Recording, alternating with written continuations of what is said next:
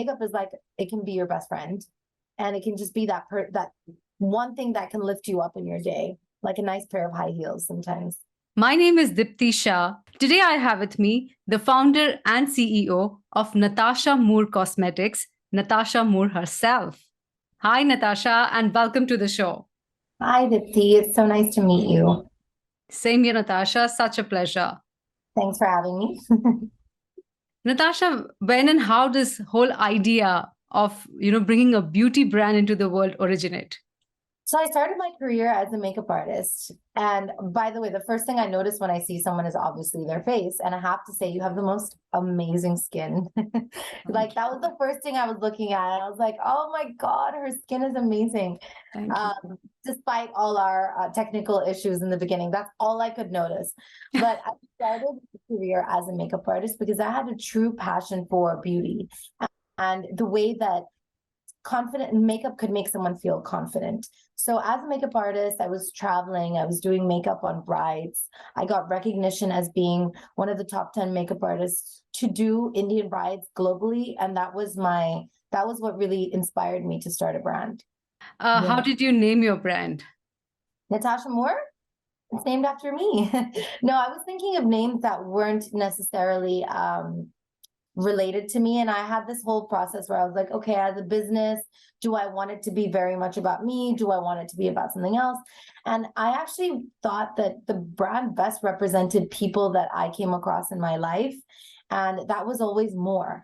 And so, I wanted to use the name, and I wanted to be able to empower women through so much more than just makeup. That's why our hashtag is also more than makeup. It's just so much more than just doing someone's face and making them feel pretty on the outside. It's about giving them confidence and making them feel beautiful on the inside. Natasha, what does makeup mean to you? But makeup was a negative subject, right? In school, you got told off for wearing makeup. When you went out, the connotation of makeup was very negative. You had a flirtier, persona if you wore makeup, or if you wore red lipstick, suddenly it was trashy or it wasn't elegant. And so growing up, I had this very weird relationship with makeup where I would overdo it to cake myself and to mask my insecurities, because I grew up with really bad skin. I was overweight. I wasn't in the way that I wasn't confident about myself in any way. And so I used makeup as a tool to mask that. And then over the years, I realized the power that makeup actually has when used correctly, and when used in a way where it's not mentally abusing, yourself, where you're like, you know what, you're so ugly, you need to wear makeup. And that's what I would do as a kid. And I realized a lot of people would do that. So they had this very negative relationship with makeup. Whereas for me, it just came naturally. And I realized there are quick steps to make myself feel good. For example, before a podcast, I'm running around doing meetings back to back.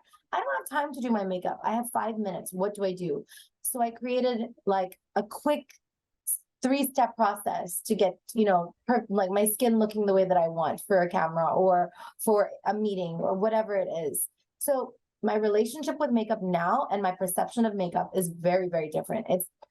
Makeup is like, it can be your best friend, and it can just be that one thing that can lift you up in your day, like a nice pair of high heels sometimes. Absolutely. Absolutely. Must for a woman, isn't it? Must. Also, if you're totally against it, then I would never force anyone to wear makeup. In fact, my forte as a makeup artist, or what I'm known for rather, is the fact that if my clients call me and they're like, oh, I need this and I need this and I need so much makeup on because I need to cover this. I'm like, no, you don't. You actually are so naturally beautiful. You don't need foundation. You don't need all these things. Less is more. And that's also another thing that I really stick by. Tell us about your experience as a makeup artist. Uh, what were your learnings that actually led to you creating your own brand? So actually, as a makeup artist, I was obviously, it was really crazy because I was traveling from one country to another every week. So every 3 days, I was like in Mexico, and then Canada, and then Bali, and then Philippines. So it sounds really glamorous, but it was really hectic.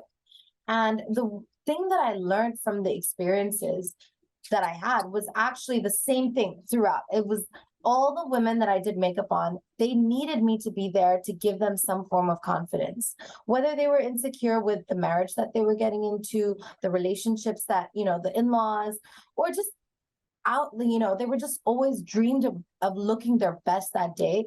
And when you want something so bad, sometimes you put your heart and soul into like, I need to look the best. I need to look the best. And you kind of bring yourself down if you don't look as the way that you want to. So my goal was always that I wanted to be able to make them feel really happy. And the way that I could do that was by being myself, being confident, making them feel confident with makeup, but making them feeling like themselves as well. That was really important. From working, with a ready-made palette, if I may say, ready-made brands, established brands and products, which you knew were the best, in their categories probably. How did you sit down and decide what you wanted to create? Well, first, I identified a huge problem in the market. The first problem was that there was no products that were suiting my Desi brides. No lip colors, like no pinks, no reds, no nudes that would match their skin tones. And it was just either it would wash them out, either it would look too orange, too pink, too bright, and it just would look a little bit, it just wouldn't suit them and it wouldn't make them feel good. So all I did was mix different shades together to create products. Also, there was no lipsticks that were long lasting enough for them to be able to feel, I'm going from my mehndi to seeing like 10,000 aunties at this party who are going to kiss me and cuddle me. And I don't want my lipstick to smudge. So they didn't have that confidence factor with all the other products. And you're right, I was using the best of the best. Not to name any brands, but I was using the top line of products. And when I sat back in my drawing board and I was just thinking, how do I create a product that people actually really need? And what is it that people really need? And it was lipsticks, first and foremost. Everyone uses it. There's not enough that suit our skin tones, different kinds of skin tones. And I was in Hong Kong, so I was also working with Asian, Chinese, Japanese, Korean. I was working with all sorts of skin tones and nothing was able to suit them. I couldn't find colors that made them feel powerful. And so I created it myself. Natasha, so you decided that your first product was going to be lipstick. Yes. As a creator, how difficult was it to create a lipstick of your own? It was driven by a lot of passion, that's for sure. But I think starting any business, if anyone tells you it's easy, you know that either they have it, they're just extremely lucky, or that's not true. Because it's very difficult starting your business. But there's so many things that you don't see, overhead costs. There's so many hidden costs that come about, first of all. So if you're not equipped financially to start a business, I would say really save up to do that. Secondly, if you don't have the knowledge in the industry, then I was really young when I started developing at 23 years old. So almost 10 years ago, I started developing products. It took me 2.5 years to really launch it because I was such a perfectionist that I wanted the formula, the ingredients, I wanted the formula to be perfect. And so I kept going back to my factory and saying, this is not good enough. This is not good enough. And it took a long time, a lot of tears. It still takes tears. And as you grow as a business, it does not get easier. Natasha, you have a Natasha Moor lipstick, say suppose the best, of course, that you could create. How did you take it to the market?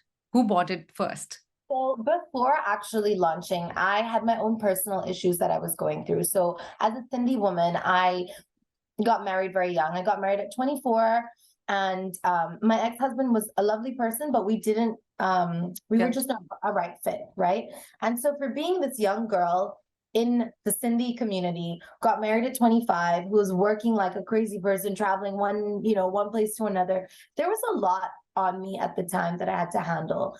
And so when I first launched my brand, I had a lot of support from my brides and my followers. They were like, this girl is doing so well, I need to try her products. But also the products have been used on all my clients over the last 2 years of developing. So everything used on their face, it was Natasha Moor Cosmetics. It was my concealers, it was my lipsticks, it was everything that I had been planning and planning and planning. And then finally, when we released it, there was an excitement factor from everyone. So I did mini pop-ups. But before going into market, I was going through my own little, I wouldn't really call it depression now that I'm 32 and I'm like, there's more drama I've had. But whatever I was going through, I felt like, there was something always lacking. I was always doing things for clients who were paying me money. What about people who really needed it?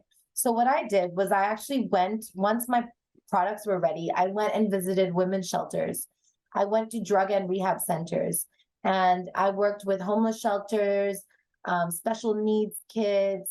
First, it was women's shelters where they had been victims of human trafficking. And I just went and did their makeup.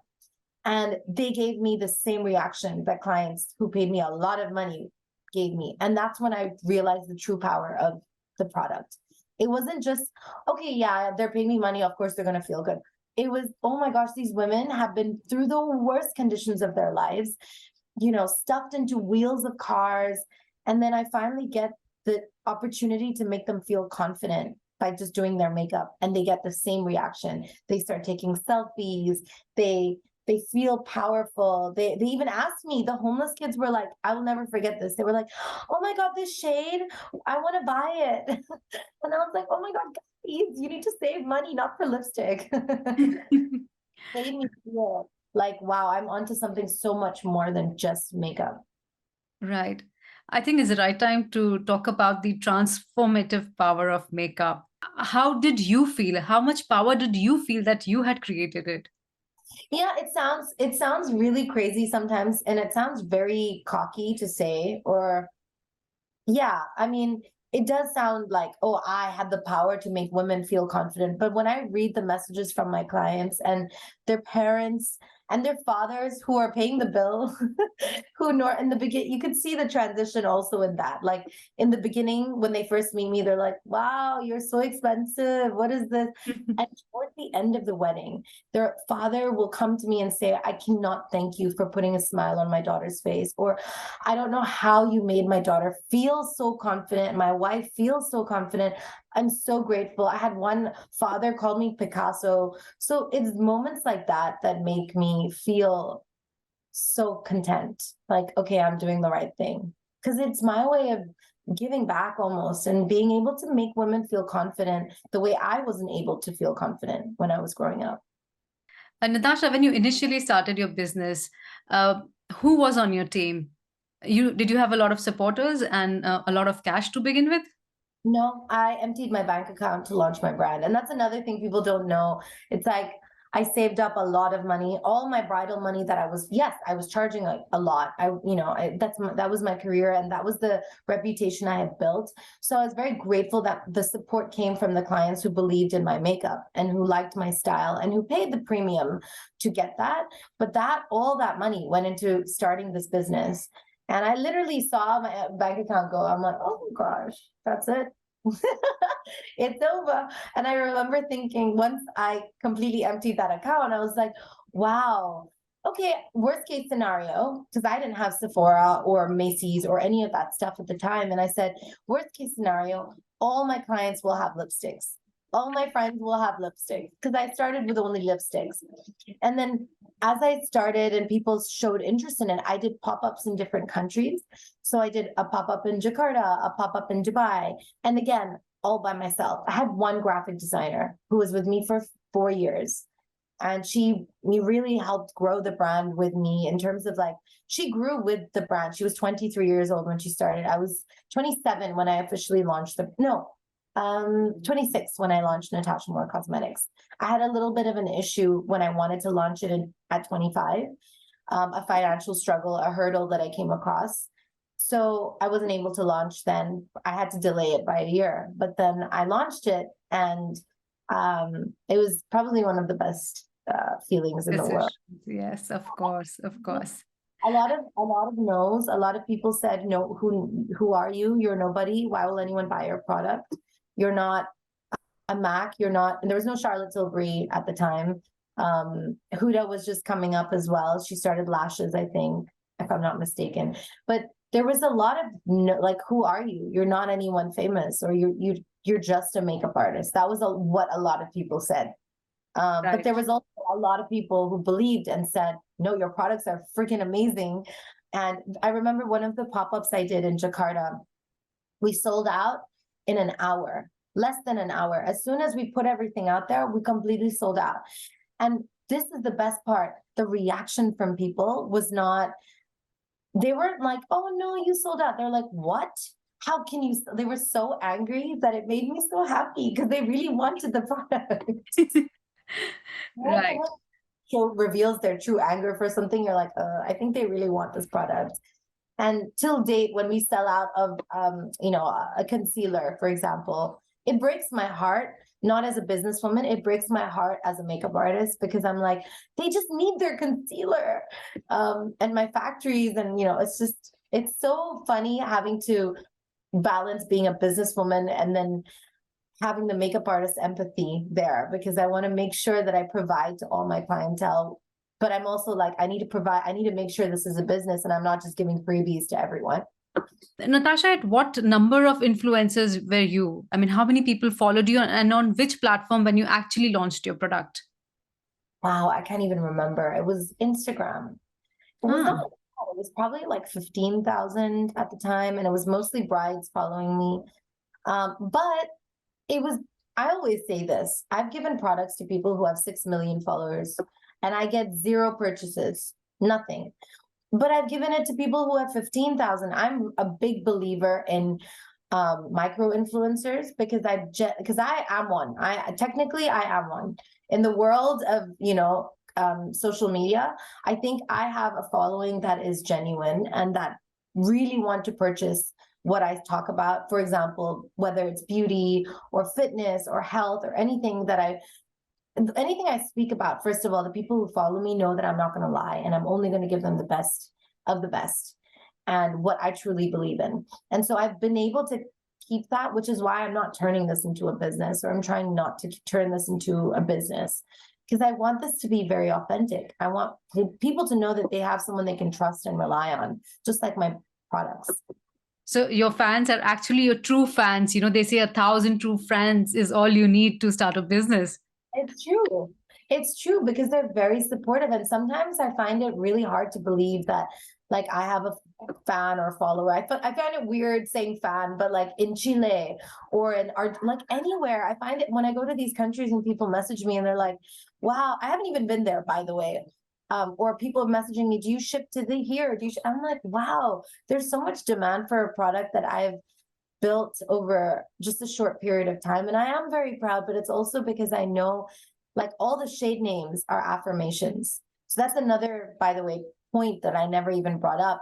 After going to those victims of human trafficking, I had named a few shades just to test the market a little. And I remember I had Conquer, Alter Ego, Game Changer, Hustler, and CEO, like my first few couple of shades. And as soon as I gave it to those victims and to the homeless kids, they were like, I'm wearing Alter Ego and I feel it, or I'm wearing self-made because I'm self, and it just really made them feel that power. So I believe in that. And I believe in trying to pass on a message of positivity, however possible. Fabulous, Natasha. I've never heard anybody naming their lipsticks like Conquer and CEO. It makes you feel different, isn't it? but but hopefully everyone remembers that I started this. This was my thing. But it's also because the last thing you put on your lips is, I mean, the last thing you put on your face generally is lipstick, right? And once you've done your makeup. And so I always imagine my client looking in the mirror and taking out the lipstick, like powerful, clicking the button and being like powerful and putting it on and then going for their meeting, or, whatever their idea is, or wherever the direction is that they're going in life, whether it's even, I want to make sure that I can look really gorgeous going to pick my kids up from school and kiss my babies and know that the lipstick is not going to come all over on their cheeks, right? Or Yes. I want to go to the office and I want to eat my lunch and, be in a room full of men and not have to worry that I have lipstick smudged everywhere. That was the direction that I had in mind, as well as making sure that the brand, obviously, the formulations are at the highest level. They're formulated by a makeup artist. So they're mix and match and tested the way that I would want to do it on my clients, which is why a lot of makeup artists really like it. But also understanding as a business that the products are not made for makeup artists only. It's made for people who want an easy routine. Like our lipsticks have you seen them? No, actually, I came to know after I left Hong Kong. Oh, okay, well, we're launching in the UK very soon. Let me show you what they look like. So we have like our mascara, for example. It's got a reflective case like this. Oh, this is better. So it's got a reflective case so that when you're anywhere, when you're in the car, when you're on the train, you can apply your mascara as you go. Same thing with our lipsticks. I wanted it to be a very glamorous looking product that was simple. And I found that why is simplicity always Complicated. yeah, and also not even just complicated. Why does something simple have to look simple? Why can't it look glamorous? Like I feel that as a person, I like to dress up, but inside I'm just simple, like girl. I'm actually just a little girl inside that likes going to theme parks, but on the outside I like to dress up. So that's kind of like what Natasha Moor Cosmetics is. We have a mirror over here. You press the button. It's very cool, James Bondy, and it comes out. Wow, cool. I hope you come to UK soon so I can purchase some. Yeah, we're launching very soon, actually. Natasha, creativity and running a business are very two different things. And how did you marry them two? How has it been going, your entrepreneurial journey? Like every marriage, it's a lot of work. I mean, if you want to use that as a way of comparing it, then for sure it's pretty much the same. It's a lot of ups and downs. There's so many differences. And it's about, I guess, in a marriage, I would say it's about communication and friendship and being open. And it's the same thing when you're running a business. Because for me, I feel like that's how I want to be with my vendors, with the people that I work with, and also with my clients. Like that's a key ingredient for me that I believe is important, is representing the best version of what the brand is by being honest and authentic and engaging with the consumer. And my thing is, I want to be the person you come to for advice for makeup. And I want Natasha Moor Cosmetics to be the product that you continue to use and, feel comfortable knowing, okay, it's not a limited edition thing. It's my everyday. I know I'm always going to, there's so many trends, so many different techniques, but I know what's going to make me feel confident in like 5 minutes if I need to get ready. Quick touch up here. Everything is made in a way to make your life simpler and easier. The business, and sorry, I didn't answer your question. I was talking about the brand, but with the business, it has been very, very challenging. I'm not going to lie. I pretty much run the whole thing on my own. I have an agency that I work with. I have different people that I work with, but as an entrepreneur and as a CEO, you're wearing so many hats, as I'm sure you've heard so many times. I think the only way that someone could truly understand what you're going through is when they're going through it themselves. And I think it's nice that I have entrepreneurial friends and CEOs, and we all just like, you'll never imagine the most successful people you see on Instagram and you're like, oh wow, they're also going through shit. They also have things that they're going through, which is very real. And it's nice to be able to communicate and talk to people. But social media can make you sometimes doubt yourself and compare. And that's probably the two biggest killers for a business. Natasha, your sector, your area of business being beauty and makeup is highly competitive, right? You have makeup from, say, a JLO is launching, Beyonce is launching tomorrow. Anyone can, a celebrity comes up from Hollywood, Bollywood. Katrina Kaif has launched her line. And Priyanka Chopra has a hairline. I don't know. You knew all of this, right? You knew there would be tough competition, yet you went ahead. Of course I knew, but I was very, very, very proud of the products that I had. And I was very sure. I think more than anything, there's so much security in my heart, knowing that I have phenomenal products. And that is first and foremost what I worked so hard on. And more importantly, if I actually weren't going to go ahead with a brand like this, then all my clients would have been so sad. So in my head, I was like, how can I not give what people really want? There's so much demand for a product. I need to be able to actually do it and give it to them. And it's almost like, how can you not set up a business when it's laid out in front of you and you can see that there's potential success in it? You know that it's a product that's needed in the market. Beauty is a space where it's competitive, but it's also like one person isn't just going to buy one lipstick from one brand and keep that forever. With beauty, the good thing about it is that everyone wants to try new products all the time. And once you're comfortable with the formula, and that's where I feel like I fit in, once they try Natasha Moor Cosmetics, they try the formula, they're like, I like this. Now I want this in every shade, or in the shades that I think really suit me. Then that's when you know as a business, your long-term building is more successful. Versus with a lot of these celebrity brands, it's very cool and it's trendy and it's fun and they have a lot of funding that they put into it. So yes, it's competitive. I think there's so much space for everyone. I don't think that I guess I just don't believe that it's all competition. Because even if it's a brand targeted for Indian women and there's like 10, it doesn't matter because there's space. There's so many different products in the market that people are always willing to try. You can have a mascara from Katrina, like I love her eyeliner. I tried her liquid liner. I'm like, I love this. This is good. And then you can try like a mascara from another brand and, a lipstick from this brand. And I think it's just that there's always a negative connotation also within the beauty industry, or there's a negative sort of vibe around competition. And I'm trying to break that barrier because I don't believe that that's what it is. I think it should be about, I love supporting my friends who have makeup brands. I love it. In fact, I have a friend who has pretty much the same, like a cosmetic brand, but I'm like, why can't I promote her stuff? What's wrong with that? I have my stuff, I have her stuff. It's both very good for different uses. Natasha, you retail with the beauty and makeup giant Sephora. Mm-hmm. How did this deal happen, and how excited are you to work with them? Very. Honestly, it was a dream of mine even before I had a brand, because I remember I'd always thought of being a businesswoman. Like I never thought that only makeup was going to be my thing. I always thought there was going to be more. From when I launched Face Tools, I think even the time of Face Tools, I was like, I hope I get into Sephora, not knowing.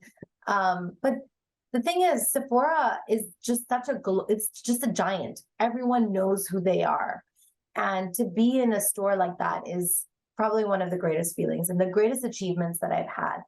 And I worked really hard for it, but I have to say that the product spoke for itself. They saw the product and they were like, this is like, obviously, why wouldn't we put this in a Sephora? It looks so nice. And when I went this time and I did a Sephora thing in Hong Kong, they were like, I don't understand why it's not in every Sephora. It's so good, but it takes time to obviously build a brand, and it's a lot of struggles. It's a lot of finance. It's a lot of capital, right? Which I also am in the process of, like fundraising. There's so many things in a business that you don't realize come. Talking about fundraising and raising lots and lots of money for what you want to do and your dreams and where you want to go. What are the top 3 things that frustrates you most about running a business? I never used to believe this because I was always like, I would always say be very, very much pro woman empowerment and that. But I also didn't think that men talk down on women as much as I finally have seen, or the respect for a woman-owned business is not as strong. And every time people talk about it, I'm like, no, that's not true. Of course they respect it. I mean, I created this on my own. How can they not respect that? But now I'm like, wow, there's so much, like, there's so many things where people are like, she's just a makeup artist. She doesn't know business, or she doesn't know how to do numbers. And while some of that is true, I obviously didn't study finance. I've learned how to negotiate, how to start from, my supply chain is Italy, Turkey, US, everything. And I do the whole thing on my own. So that lack of respect for women is more, I can see it more for sure. And I want to change that. I think one of my goals is once I actually create my, business and set it up the way that I think it's stable enough, I want to actually help a lot of small businesses. And when I say small, I mean really small, that will not get funding for $20,000 or 30, they'll be like, what is this? A cupcake business? But I believe in it. That's how I started my business. That's how I started my charity initiatives during COVID. I have my own Do More initiative where I told you I worked with human trafficking. But one of the things that I couldn't do during that period, during the pandemic period, was actually go and visit shelters. So I started helping smaller businesses, women who were like, oh, I have this health coaching business. Oh, I have this cupcake business. So I have a platform and people trust me. And if they're good, I'll promote them. So I want to be able to do that for people around the world because I think it's really hard. And having a helping hand is just the best, most comforting feeling, for sure. Have you reached a place where you feel that I have made it? No. No. Sometimes I'm like, when will I ever get to that point? Because I don't know as a CEO or as an entrepreneur I think that's a trait that's embedded in us that will never be 100% satisfied. But I think that's kind of like one of the reasons why we make it as entrepreneurs. That's what also keeps us going. So I don't know. I want to be able to be like, you know what? I've made it. Bus. But I don't know if that's going to happen. I hope so. I hope so. I hope so. But I think there will always be something else. I'll always be like, okay, Natasha Moor Cosmetics now let's start this thing where we're supporting other women. Let's start this charity. And I think that's also kind of a good thing. Like that's where your drive comes from. I'm constantly thinking of multiple businesses that I can launch. And I swear every day I have an idea of what business I can launch. And I'm like, all I need is capital. All I need is the money. And I could turn this into this. But that's just how life is, I guess. And how life is as an entrepreneur, you're constantly coming up with different ideas and wanting more. No pun intended. Have you become a pro at work-life balance? No, not at all. I try to, but it's pretty much work. And I keep saying one day I'll relax.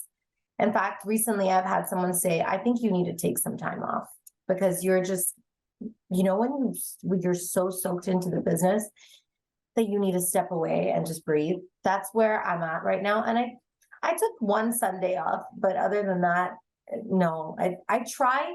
My balance is still very much work related. That's the problem because I'm so engrossed in the business. I'm so like, it's my baby and I need to turn it into my grown child.